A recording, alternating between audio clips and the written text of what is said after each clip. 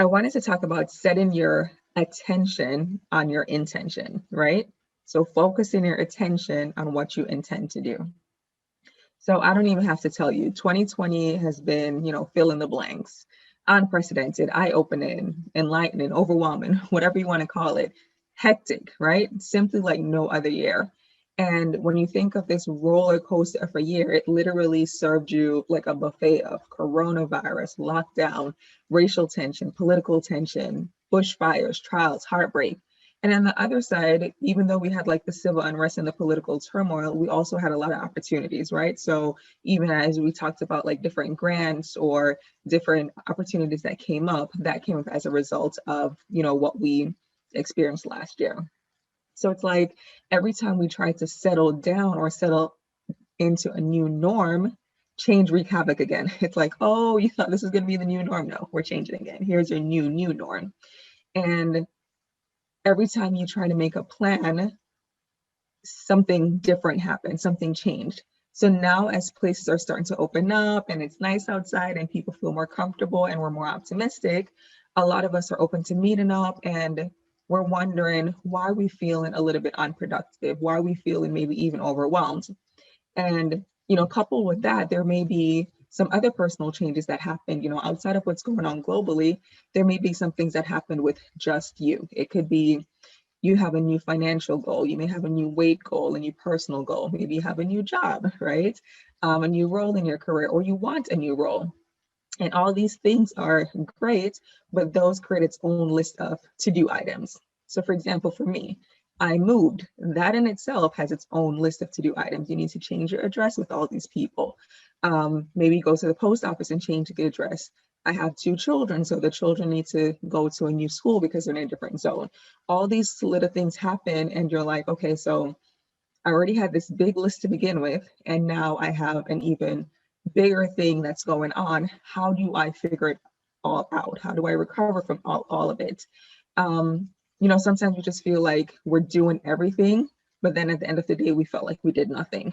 So it's like, how is it that I was busy all day, but I still feel unproductive? How is it that I've been up, going, but at the end of the day, I barely touched anything off my to-do list, right? So what I would say to all of that is to set your attention on your intention.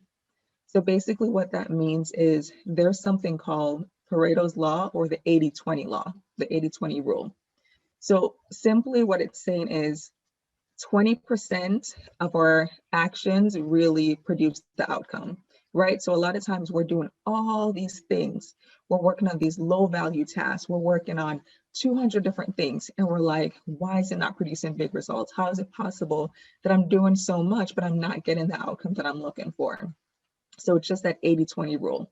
So the reason it's called Pareto is there's this guy in Italy who realized that 20% of the ownership of the land, of 80% of the land, was by 20% of the people, right? So when you think of it, Lisa may have a shop and she has all these products, but most of it gets generated by it's a generational wealth short for me, right? So a lot of times we're doing all these different things and it's not producing the results we want. And it's because we're not focusing our attention on what our real intentions are, right?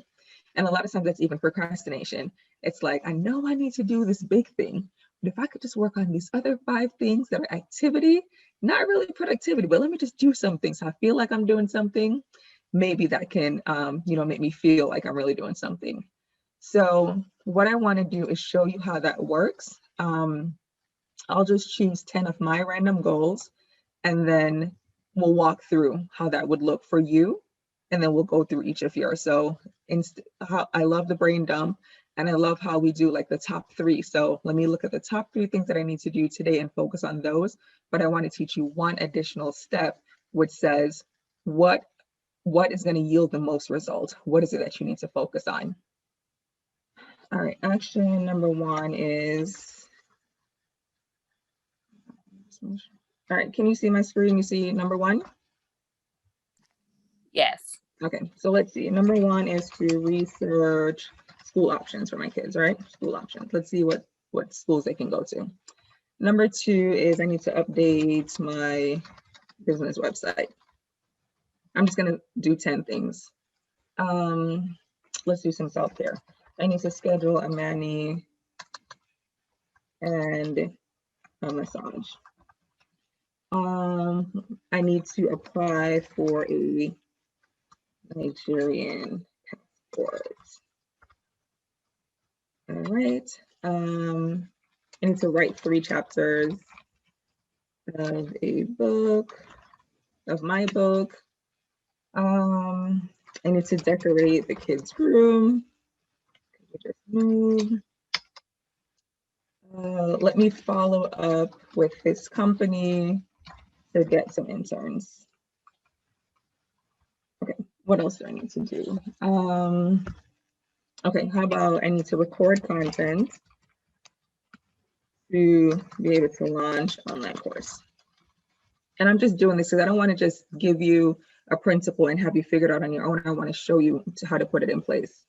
I also need to build a landing page for this same online course and even for this group coaching program. One more. Let me attend a masterclass or some kind of training. All right. So now I have 10 things, right? I could easily say, you know what? Let me call and schedule the mani and the massage because it's quick, right? Quick and easy. So if I get this off the list, now I only have 9 left.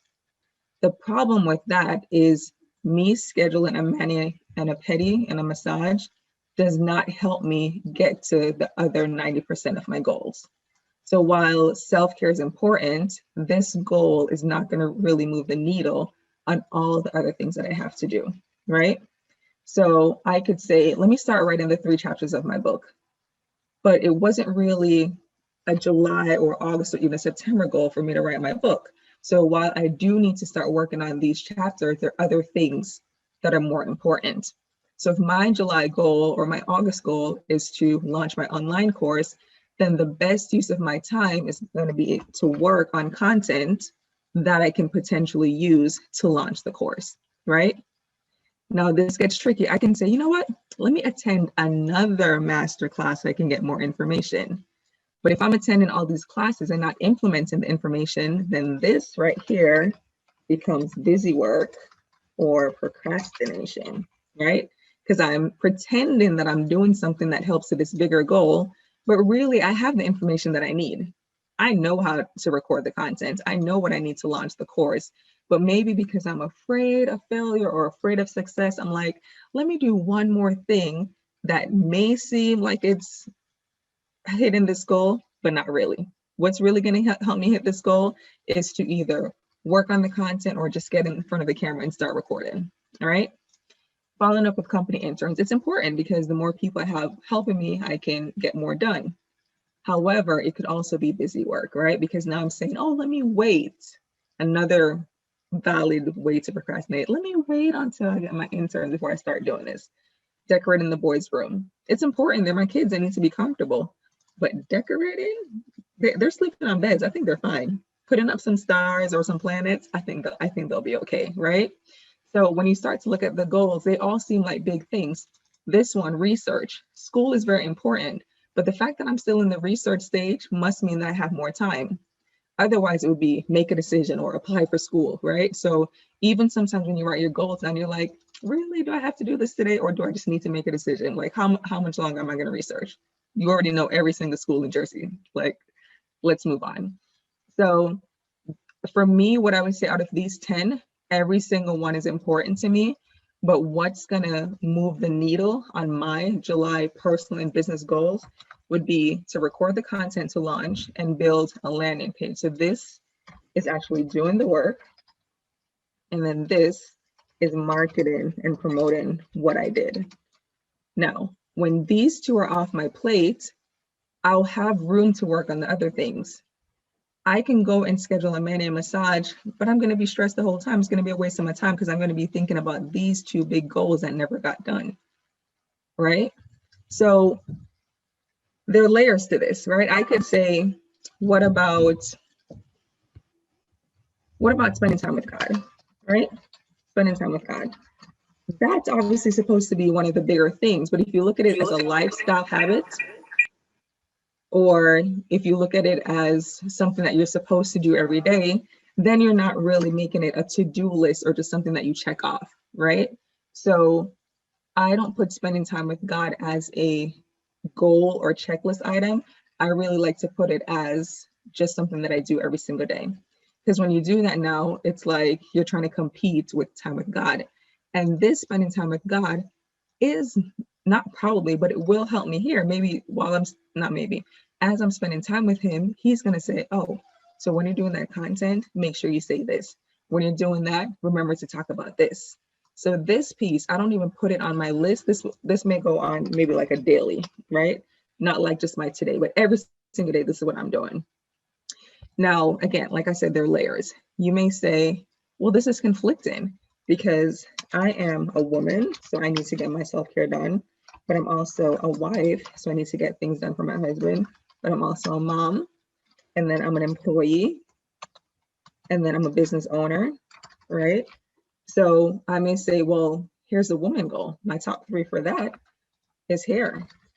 And then I'll say, okay, but what about the kids? You know, as a mom, I need to do this. And then it starts to get a little bit overwhelming because you're trying to split yourself in so many different ways. But what I would say is you look at your list and you look at the top 2. All these other things, they will get done. But the top 2 that's going to get you the most return on your investment, that's what I'd focus on. So don't try to split yourself in too many directions where you're like, oh, well, I'm a boss, I need to do this. If you want to do that, then you say 1, 2, maybe 1 is a personal goal and 1 is a business goal, but don't try to have 7 things competing for your attention. All right, so I threw a lot at you. I'm going to give you some time to digest, and then I'm going to stop sharing my screen so that we can talk through, and then you can also share your screen and then tell me how we're going to work it out for you.